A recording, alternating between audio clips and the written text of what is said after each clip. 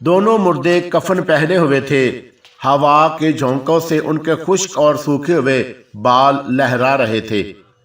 उनकी आंखें बेनूर और साकत थीं, जैसे वो दूर कहीं खलाओं में घूर रहे हों।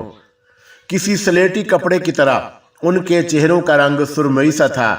एक मुर्दे ने अपने हाथों पर एक औरत की लाश उठा रखी थी। चांद की साफ रोशनी में ग्लोरिया ने गौर से देखा।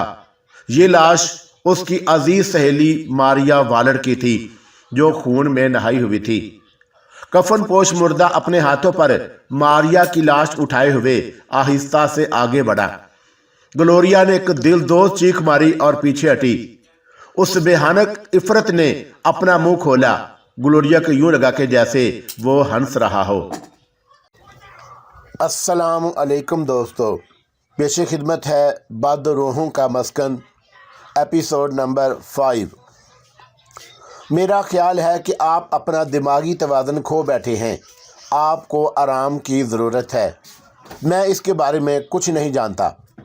काउंट कार्लाइल ने खौनख्वार निगाहों से गारेज को देखा। काश मैं वाकई पागल होता, लेकिन मैं जानता हूँ ये सब कुछ तुम्हारा किया धरा है। काउंट कार्लाइल जानते थे कि उन्हें किसी कीमत पर भी गारेज को मदाफ़त का मौका नहीं देना है। उन्होंने कहा, गारेज, तुम एक तवील अरसे तक मुख्तलिफ मुल्कों में रहे हो। तुम गुरबल हिंद में भी गए थे और वहाँ तुमने मशहूर काले जादू वोडो के मुतल्लिक़ भी बहुत कुछ देखा और सीखा है। गारेज गुस्से से चीखा, आप जा सकते हैं, अब फ़ौरन यहाँ से चले जाएं। काउंट कार्लाइल अपनी जगह खड़े रहे। यकायक उन्होंने देखा कि 6 मस्टंडे कमरे में दाखिल हो रहे हैं। उनकी आंखों में वहशत और बर्बरियत छाई हुई थी। वो सब उस वक़्त शिकारी लिबास की बजाय ढीले ढाले कपड़े पहने हुए थे। काउंट कार्लाइल ने बेनियाजी से कंधे उचकाए और हालात की नज़ाकत के पेशे नज़र सद्दा दरवाजे की तरफ चल दिए। शब बखैर मिस्टर गारेज, यकीनन आपसे बहुत जल्द मुलाकात होगी, काउंट कार्लाइल ने चलते चलते कहा और दरवाज़ा खोलकर उन नौजवानों के तमस्कर को नज़रअंदाज करते हुए बाहर सड़क पर निकल आए। बाहर आकर वो इमारत के अकबी हिस्से की तरफ चले गए, जहां उन्होंने खिड़की की कुंडी खोल दी थी। चांद निकल आया था। वो दीवार के साथ साथ बड़ी खामोशी से आगे बढ़ते रहे। इमारत के अंदर से अब कोई आवाज़ नहीं आ रही थी और किसी के कदमों की चाप या किसी कुत्ते के भौंकने की आवाज़ भी नहीं थी। उन्होंने बिजली किसी तेज़ी से खिड़की खोली और चुपके से दोबारा अंदर दाखिल हो गए।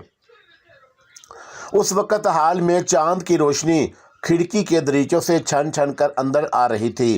काउंट कार्लाइल ने देखा कि कोई सीढ़ियों के बलाई दरवाजे से आ रहा है।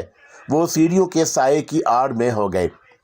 गारेज आहिस्ता आहिस्ता नीचे उतरा और सामने का दरवाज़ा खोलकर कमरे में चला गया। कमरे के आतिशदान में आग रोशन थी, जिसकी एक झलक काउंट कार्लाइल को दिखाई दी। उस वक़्त काउंट कार्लाइल को कोई खतरा मोल नहीं ले सकते थे। वो नहीं चाहते थे कि उन्हें हालात का शिकार होकर बिल्कुल ही बेबस हो जाना पड़े। इस तरह उनका मिशन नामुकम्मल रह जाता। दरवाजे की आध खुली रोशनी में काउंट कार्लाइल ने अंदर का मंजर देखा। गारेज एक बार फिर आग के सामने खड़ा था। उसने सफ़ेद कफन सा लिबास पहन लिया और अब वो अपने चेहरे पर एक बेहानक सा मास्क चढ़ा रहा था। आतिशदान से लपकते हुए आग के शोले जहरीले सांपों की ज़बानों की तरह उसकी तरफ कूद रहे थे। गारेज एक बोसीदा सी मेज़ के करीब गया और एक दराज खोल कर कपड़े की एक छोटी सी गुड़िया निकाली। गुड़िया अपने हाथों में संभाले हुए वो कुछ बड़बड़ाने लगा। फिर उसने दराज बंद कर दिया और कमरे में बेताबी से टहलने लगा। काउंट कार्लाइल का ख्याल था कि वह फिर दरवाजे से बाहर आएगा, लेकिन वो नामालूम कहाँ चला गया था। काउंट कार्लाइल ने काफ़ी देर इंतज़ार किया, लेकिन तवील इंतज़ार अब उनके असाब के लिए जानलेवा साबित हो रहा था। आखिर उनसे रहा ना गया और वो तेज़ी से दरवाज़ा खोलकर नताइज की परवाह किए बगैर कमरे में दाखिल हो गए। गारेज कमरे में नहीं था। काउंट कार्लाइल दबे पांव मेज़ के करीब गए और ऊपर का दराज खोला। दराज खाली था, लेकिन दूसरा दराज भरा हुआ था और उसमें लकड़ी के छोटे छोटे ताबूत रखे हुए थे और हर ताबूत में एक खून आलूद गुड़िया का पुतला रखा हुआ था। उन्हें गिनने की ज़रूरत और फुर्सत नहीं थी। ये पुतले यकीनन गांव के उन मुर्दा लोगों के थे जिनकी बेचैन रूहें अब गांव वालों के लिए अजाब बनकर रह गई थीं। ये सब अब गारेज के रहमो करम पर थे और उसके शिकंजे में थे, और वो उनसे जिस तरह और जब जी चाहे काम ले सकता था। ये सब लाशें अब उसकी गुलाम थी और उसने रूहों को अपना गुलाम बना लिया था। कमरे के एक कोने में उन्हें एक पुराना सा बैग नजर आया और उन्होंने वो बैग उठाकर मेज़ पर रखा और दराज खोलकर तमाम पुतले जल्दी जल्दी बैग में भर लिए। दरवाज़ा चढ़चढ़ाया और वो रुक कर दरवाजे की तरफ देखने लगा। आग की रोशनी में पूरा कमरा सुर्ख हो रहा था और माहौल बेहद पुरअसरार नज़र आ रहा था। यक दरवाज़ा एक ज़ोरदार आवाज़ के साथ खुला और दरवाजे में उन्हें एक नौजवान नज़र आया जो बड़ी संगदिली और मकारी से उनकी तरफ देख रहा था। वो सुर्ख रंग का भड़कीला लिबास पहने हुए था और उसका चेहरा शोलों की रोशनी में भयानक अंदाज में नीला नज़र आ रहा था। उसके हाथ में एक खौफनाक तेज़ धार तलवार थी और उसके इरादे हौलनाक नज़र आ रहे थे। कौन कार्लाइल तेजी से एक तरफ हट गए। नवार्ड बिजली की तरह उनके पीछे आया और उसकी तलवार लकड़ी की मेज को चाटती हुई निकल गई। वो फिर पलटा और दोबारा हमला किया। कौन कार्लाइल इस दौरान खुद को उस खौफनाक लम्हे से बचाने के लिए मुस्तैद कर चुके थे। तलवार आग के शोलों में एक बार फिर चमकी और नौजवान बड़ी दरिंदगी और सफाकी से मुस्कुराते हुए फिर आगे बढ़ा। इस बार कौन कार्लाइल ने पैंतरा बदला और उसे झुकाई देकर साफ वार बचा लिया। जिंदगी और मौत की उस कशमकश में कौन कार्लाइल को अपनी पूरी ताकत और जहानत का मुजाहरा करना था। वो बरक रफ्तारी से खुद को बचाने की कोशिश में मसरूफ़ थे। उन्होंने इस बार पूरी कुव्वत से उछलकर अपनी दोनों टांगें नौजवान के सीने पर मारी। नौजवान अपना तवाज़ुन खो बैठा और तेवरा कर गिरा। तलवार उसके हाथ से छूटकर दूर जा गिरी। वो दोनों अब फर्श पर गुत्थम गुत्था हुए पड़े थे और एक दूसरे को ज़ाहिर करने की सर तोड़ कोशिश में मसरूफ़ थे। कौन कार्लाइल ताबड़तोड़ अंदाज में नौजवान के जबड़ों पर घौंसे मार रहे थे, लेकिन वह बेहद सख्त जान और ताकतवर आदमी था। जो ही वो कौन कार्लाइल की गिरफ्त से आज़ाद हुआ, वो तेज़ी से तलवार की तरफ लपका।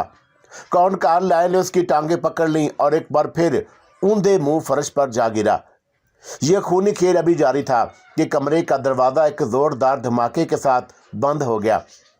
कौन कार्लाइल नौजवान के सीने पर सवार हो गए। अब उनकी आंखों में भी खून उतर आया था।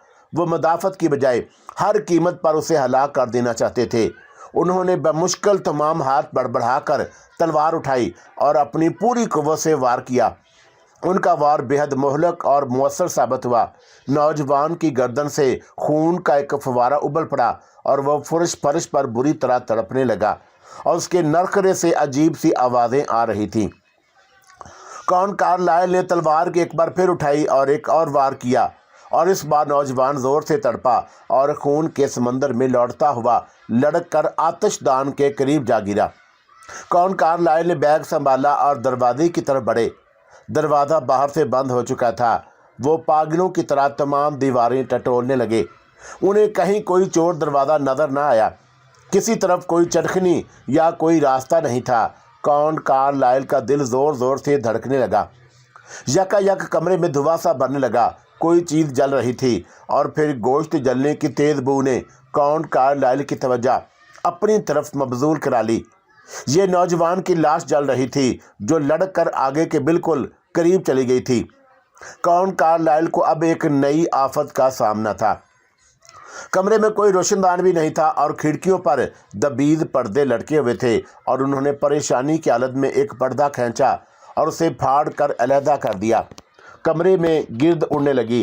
फिर उन्होंने पर्दा उठाकर आग पर डाल दिया, लेकिन आग बजाय सर्द होने के और भड़क उठी और पर्दे धड़ाधड़ जलने लगे। आग के शोले और बुलंद हो गए और इस कमरे में शदीद हबस और गर्मी बढ़ने लगी। कौन कार्लाइल दीवानों की तरह बाहर निकलने का रास्ता तलाश कर रहे थे, लेकिन अभी तक उन्हें मायूसी के अलावा कुछ हाथ नहीं आया था। उन्हें यूँ महसूस होने लगा जैसे वो एक चूहे दान में बंद हो गए हों। मौत मुंह खोले उनकी तरफ बढ़ रही थी और वो बेबसी से लाचारी के आलम में दरवाज़ा खोलने की काविशों में मसरूफ़ थे। यकायक उन्हें एक घंटी नजर आई। उन्होंने नताइज की परवाह किए बगैर घंटी बजा दी। दरवाजे पर कोई आहट नहीं हुई और उन्होंने एक बार फिर ज़ोर से घंटी बजाई। वो जानते थे कि इस तपश और गर्मी में वो ज़्यादा से ज़्यादा 10 या 15 मिनट तक ज़िंदा रह सकते हैं। आखिर दरवाज़ा खोला गया और वो दरवाजे की औट में हो गए। एक हबशी नसाद मुलाजम ने दरवाज़ा खोला और अंदर आ गया। कौन कारलाइल ने बड़ी सुरत से उसके दोनों बाजू और उसकी पुश्त की जानब जकड़ लिए और चीखे, गारेज कहाँ है, मुझे उसके पास ले चलो। मुलाजम खुद को उनकी गिरफ्त से आज़ाद कराने के लिए जद्दोजहद करने लगा। बड़ी मुश्किल के बाद आखिर उसने ज़ुबान खोली और काउंट कारलाइल को बताया कि गारेज नीचे तय खाने में मौजूद है। उसने उन्हें बताया कि उसे इस तय खाने के रास्ते का कोई इल्म नहीं, क्योंकि सिर्फ गारेज को ही उसका रास्ते का पता है। हाँ, एक रास्ता और उस तय खाने को जाता है, लेकिन वो रास्ता कान से होकर गुजरता है। काउंट कारलाइल उस आदमी को धकेलते हुए हाल में आ गए। उधर कमरे में आग के शोलों ने अब कालीन को भी अपनी लपेट में ले लिया था। नौजवान की लाश बुरी तरह जल कर स्याह और मसक हो चुकी थी और आग के शोले बड़ी तेज़ी से मेज़ और कमरे की दूसरी चीज़ों को जला रहे थे। पुतलों से भरे हुए बैग के इर्द गिर्द भी आग ही आग थी। कौन कारलाइल को गारेज के खिलाफ शहादतों की ज़रूरत थी, लेकिन आग की हिद्दत नाकाबिले बर्दाश्त थी। आग की तमाज़त से हाल कमरे में भी खड़े होना दुश्वार था। वक्त बहुत कम रह गया था और अब काउंट कारलाइल के लिए ये मुमकिन नहीं था कि वो बैग हासिल कर सके। वो तेज़ी से पलटे और मुलाजम को सख्ते के आलम में छोड़कर इमारत से बाहर चले गए। गार में कुर्बान गाह का चबूतरा मज़ीद कुर्बानियों का मुंतज़िर था। खून की धारें जब चबूतरे के पत्थर पर जमकर स्याही माइल हो चुकी थी। मशअलों की रोशनी में स्याही माइल सुर्ख लकीरों की तरह चमक रही थी। सफ़ेद चुगे में मलबूस गारेज गार में होता हुआ कुर्बान गाह तक गया और रास्ते में जगह जगह मुर्दे बड़े मुअद्दब अंदाज में खड़े थे। ये सब टीन के उस कान में काम करने पर मामूर थे। वो टीन को लकड़ी की ट्रालियों में भरते और गार से बाहर ले जाते। गार के दहाने पर एक आदमी खड़ा था और उसके हाथ में कौड़ा था। अगर किसी मुर्दे को ज़रा सी भी देर हो जाती, वो कौड़े मार मार कर उसकी खाल उधेड़ देता था। उन मुर्दों के कफन फट चुके थे और खाल जगह जगह से लटकी गई थी। यूं लगता था कि जैसे वो जाने कितनी सदियों से इस बदतरीन गुलामी में गिरफ्तार हों। वो बेबस और लाचार लाशों की तरह चल फिर रहे थे। उन्हीं में एक और नई लाश का इजाफा हो चुका था। ये ताज़ा तरीन शिकार नौजवान मार्टी था, जिसके चेहरे पर मुर्दनी और वीरानी छाई हुई थी और वो इन सब बेजान लाशों की तरह बेहानक और पुरइसरार नजर आ रहा था। गारेज अपने हाथों में संभाली हुई कपड़े की गुड़िया उठाई और उसे लेकर कुर्बान गाह के चबूतरे की तरफ चल पड़ा। तमाम मुर्दे उसके पीछे पीछे हाथ बांधे चल रहे थे। फिजा में ढोल की आवाज़ उभरने लगी। एक पहरेदार अपने हाथ में चाबक संभाले अपना आका के साथ साथ था। गारेज जल्द अज जल्द उस काम को सर अंजाम देना चाहता था। मौत का रकस शुरू हुआ चाहता था। गारेज ने ज़ाहिर लब जादू के फिक्रे बोलने शुरू किए। कावा सूत्रा, कावा एस्तरा। दूर गांव के एक मकान में लैंप के करीब बैठी सिलाई करती हुई गलोरिया ने झुरझुरी सी ली और उसके सारे बदन में जैसे आग सी भर गई। उसकी पेशानी और बाजू पसीने में तर हो गए। वो झुकी और आहिस्ता आहिस्ता सहर अंगेज बोल दोहराने लगी, कावा सूत्रा, कावा एस्तरा। वालट जो उसके करीब बैठा किताब पढ़ रहा था, यकायक रुक गया और पूछा, ग्लोरिया क्या बात है, क्या तुम्हारी तबीयत ठीक है? ग्लोरिया चौंक पड़ी और बोली, नहीं कोई बात नहीं है। फिर वो अपनी जगह से उठ खड़ी हुई। कमरा बुरी तरह घूम रहा था। ग्लोरिया का सर चकरा रहा था। उसे वालट के चेहरे पर बरसती हुई हमाकत और परेशानी देखकर बुरी तरह हंसी आ रही थी। नामालूम क्यों उसकी कैफियत बड़ी अजीब सी हो रही थी। वो कभी हंसती और कभी रोती। वालट उसकी ये हालत देखकर परेशान हो गया और कोई दवा लाने के लिए फौरन सीढ़ियां उतरकर अपनी लेबॉर्ट्री में चला गया। जाने से पहले उसने ग्लोरिया को अपने बाजू में संभाला और उसे बड़े आराम से एक काउच पर लेटा दिया। ग्लोरिया ने आंखें बंद कर लीं और यूं लगा जैसे खुद उसके जिस्म से एक औरत निकलकर उसके सामने आ खड़ी हुई हो। خبیث روحوں کا بلاوا اس کے لیے ناقابل برداشت تھا۔ وہ ہر قیمت پر اپنے آقا کے پاس جانا چاہتی تھی۔ والٹ کے باہر جاتے ہی وہ اٹھی اور تیزی سے سیڑھیاں عبور کرتی ہوئی باہر نکل گئی۔ یہ راستہ اس کا جانا پہچانا تھا، وہ اس راستے پر پہلے بھی آ چکی تھی۔ گاریز سے ملنے کی خواہش نے اسے بے چین کر رکھا تھا۔ وہ تیزی سے رات کی تاریکی میں آگے ہی آگے بڑھتی جا رہی تھی۔ اس کا رخ ٹین کی کان کی سمت تھا۔ وہ جلد از جلد گاریز کی آغوش میں کھو جانا چاہتی تھی۔ اس کا آقا اس کا منتظر تھا۔ کچھ دیر بعد جیسے اسے راستہ بھول گیا ہو، وہ ایک لمحے کو رکی، پھر دور کھڑے مارٹی نے بازو پھیلائے اور تیزی سے اسے اپنی آغوش میں لے لیا۔ مارٹی کی آغوش سرد اور بے جان تھی۔ ٹھنڈے گوشت کے لمس نے گلوریا کو ایک عجیب سا سکون بخش دیا۔ مارٹی اسے اپنے بازوں میں سنبھالے ہوئے کان کے دروازے سے گزر کر نیم تاریک عمارت میں لے گیا۔ یہاں ایک لفٹ ان کی منتظر تھی۔ وہ دونوں لفٹ میں بیٹھ کر جلد ہی کان کے تہہ خانے میں پہنچ گئے۔ کان کے تہہ خانے میں بہت سے مردے ان کے گرد جمع ہو گئے۔ گاریز کے مکروہ لبوں پر ایک خبیث مسکراہٹ رقص کرنے لگی۔ گلوریا کو ایسا لگا جیسے آخر کار وہ اپنی منزل تک آ گئی ہو۔ اچانک گاریز نے اپنا بھیانک ماسک اتار دیا اور گلوریا کی نظر اس کے چہرے پر پڑی۔ وہ وحشت زدہ ہو کر زور سے چیخی۔ اس کی چیخ پورے غار میں دیر تک گونجتی رہی۔ جادو کا کھیل یک لخت ختم ہو چکا تھا۔ وہ قابل نفرت انداز میں گاریز کی طرف دیکھ رہی تھی۔ وہ جلد از جلد یہاں سے بھاگ جانا چاہتی تھی، لیکن اب بہت دیر ہو چکی تھی۔ کئی استخبانی ہاتھوں نے اسے اپنی گرفت میں لے لیا۔ فضا میں گاریز اور پہرے دار کے ہولناک کہکے گونجنے لگے اور وہ سب اسے کشاں کشاں قربان گاہ کے چبوترے کی طرف لے چلے۔ ان مردوں نے اپنے آقا کے حکم پر اسے چبوترے پر لیٹا دیا اور اسے بے بس کر دیا۔ گاریز نے سونے کے ایک برتن میں خون سے اپنے ہاتھ دھوئے اور ایک مخملی تخت پر اسے جواہرات سے مرصع ایک آبدار خنجر اٹھایا۔ اس دوران ایک مردے نے آگے بڑھ کر گلوریا کے دونوں بازو ریشم کی ایک ڈوری سے اس کے پشت پر باندھ دیے۔ گلوریا نے خود کو آزاد کرانے کی جدوجہد شروع کر دی، لیکن اس کی یہ کوشش بیکار تھی۔ گاریز خنجر اپنے دونوں ہاتھوں میں تولتا ہوا اس کے قریب آ رہا تھا۔ نہیں نہیں نہیں، گلوریا دردناک لہجے میں چیخی۔ دکھ اور کرب سے اس کا دل اچھل کر حلق میں آ گیا۔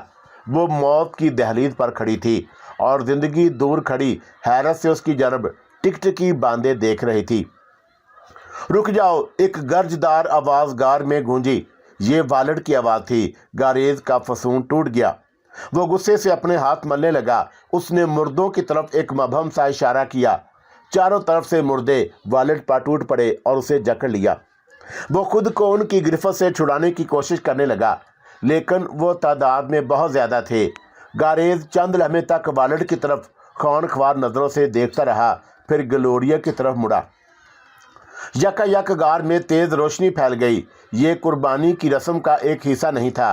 اوپر کمرے میں بھڑکتے ہوئے آگ کے شعلوں نے تہہ خانے کی چھت کو اپنی لپیٹ میں لے لیا تھا اور آگ کے شعلے نیچے غار میں اتر رہے تھے۔ ہر طرف ایک بھگدڑ سی مچ گئی۔ مردوں کے جسموں پر جیسے کسی نے پٹرول چھڑک دیا ہو اور ان کے جسم دھڑا دھڑ جل رہے تھے۔ غار میں ہر طرف جلتے ہوئے گوشت اور کپڑوں کی تیز بو پھیل گئی۔ آگ بڑھتی جا رہی تھی اور ہر طرف ایک قیامت کا سماں تھا۔ والٹ نے اس افراتفری سے فائدہ اٹھایا۔ اس دوران تمام مردے گاریز کے گرد گھیرا ڈال چکے تھے۔ والٹ تیزی سے قربان گاہ کے چبوترے کی طرف آیا اور جلدی سے گلوریا کو رہا کرا لیا۔ پھر اس نے روتی بلکتی اور سسکتی گلوریا کو سہارا دے کر قربان گاہ کے چبوترے سے اتارا اور اس کی کمر میں بازو ڈال کر اسے سہارا دے کر چل پڑا۔ غار میں آگ کے شعلے تیزی سے پھیل کر آگے بڑھ رہے تھے۔ گاریز نے خود کو مردوں کے جھرمٹ سے نکالا اور والٹ اور گلوریا کے تعاقب میں بھاگا۔ اس نے راستے میں پڑی ہوئی ایک دہکتی ہوئی لکڑی اٹھائی اور حملہ کرنے کے لیے آگے بڑھا۔ والٹ گلوریا کے سامنے ڈھال بن کر کھڑا ہو گیا۔ گاریز ایک لمحے کے لیے رکا اور پھر آگے بڑھنے لگا۔ گلوریا دل ہی دل میں والٹ کی سلامتی کی دعائیں مانگ رہی تھی۔ یکا یک لفٹ کے رکنے کی آواز آئی اور کاؤنٹ کارلائل ایک فرشتے کی طرح نمودار ہوئے۔ انہوں نے ہاتھ بڑھا کر گلوریا کو اپنی جانب کھینچا اور اسے لفٹ میں دھکیل دیا۔ پھر وہ گاریز کی طرف متوجہ ہوئے اور ابھی آگے بڑھنا ہی چاہتے تھے کہ 2-3 مردوں نے پیچھے سے آ کر گاریز پر حملہ کر دیا۔ گاریز نے خود کو ان کی گرفت سے آزاد کرانے کی جدوجہد شروع کر دی اور اس موقع کو غنیمت جانتے ہوئے کاؤنٹ کارلائل نے بجلی کسی صورت سے آگے بڑھ کر والٹ کو اپنی طرف گھسیٹ لیا اور اسے لے کر لفٹ میں داخل ہو گئے۔ پورا غار اس وقت جلتے ہوئے جسموں کا ایک انبار نظر آتا تھا اور ان کے کانوں نے گاریز کی آواز کو غار میں گونجتے ہوئے سنا۔ گاریز نے ایک روح فرسا چیخ ماری۔ غالباً اب مردوں نے اسے مکمل طور پر اپنے گھیرے میں لے لیا تھا اور وہ ان کی گرفت سے ہرگز نہیں نکل سکتا تھا۔ لفٹ تیزی سے اوپر اٹھنے لگی۔ گلوریا والٹ کے کندھے سے سر ٹکائے سسک اور بری طرح کانپ رہی تھی۔ کاؤنٹ کارلائل نے گلوریا کے شانے تھپ تھپائے اور محبت سے ان دونوں کی طرف دیکھنے لگے۔ ان کے لبوں پر ایک مطمئن اور شفیق مسکراہٹ کھیل رہی تھی۔